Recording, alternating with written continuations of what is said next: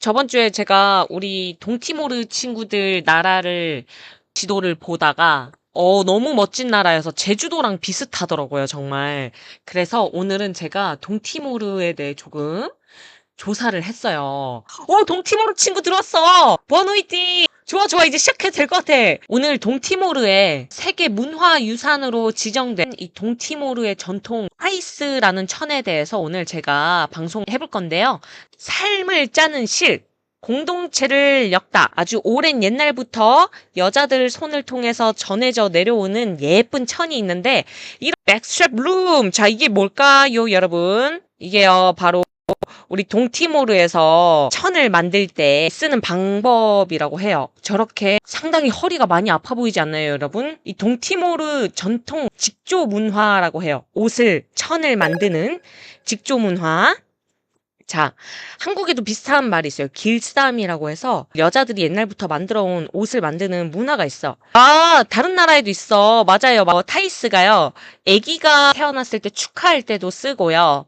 또 결혼식이나 사람이 죽었을 때 이 장례식 같은 곳에서 혹은 축제, 전통 축제나 또 전통 의례 같은 게 있을 때 빠짐없이 등장하는 천이에요. 커뮤니티 안에서 어떤 신분, 내 레벨이나 이 사회적 커넥션 같은 것들 표현하는 수단이 되기도 했다고 합니다. 이런 문화가 옛날에 식민지 시절, 그러니까 우리 포르투갈이 지배했을 때도 또 인도네시아의 독립이 되기 전까지도 이 천을 계속 지속적으로 만들어 왔었다고 해요. 아기가 태어날 때부터 해서 또 사람이 죽을 때까지 보면 옷이 굉장히 색이 버라이어티 하잖아요.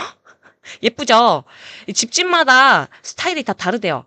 그래서 문양도 다양하고 집집마다 각자 어떤 특징이 담긴 그런 천을 짰다고 해요. 동티모르의 빨간색이 용기를 나타내는 또 색깔이라고 해요. 이게 결혼할 때 지참금으로도 가져간대요.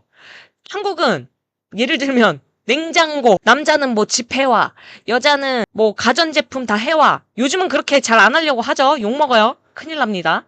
네, 근데 동티모르에서는 정말 소박하면서도 정말 이 정성이 담긴 타이스를 교환한다고 해요.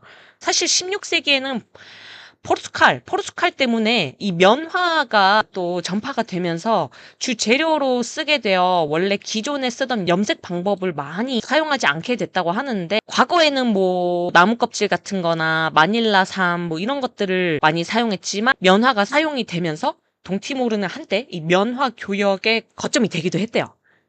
무역을 했다는 거죠, 무역. 인도네시아가 무려 1975년부터 1999년까지 우리 동티모르를 또 지배를 했었어요.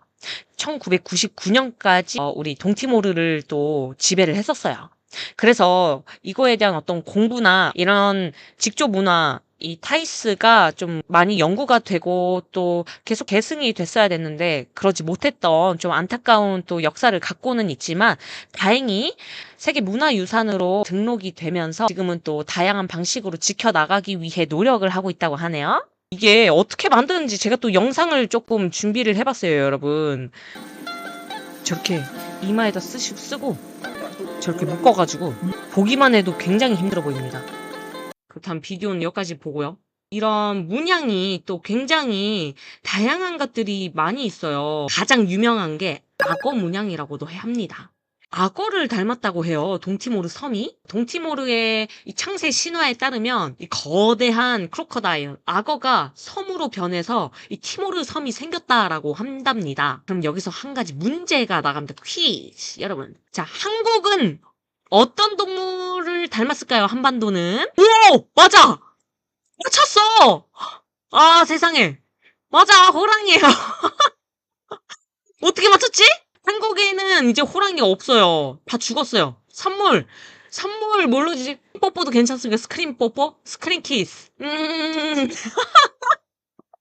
세상에, 와, 저걸 맞췄어. 대단해. 호랑이를 보고 싶으면 동물원, 저기, 서울대공원이라고 있어요. 서울에. 서울대공원이 과천에 있고요. 어린이대공원이 세종대역에 있습니다.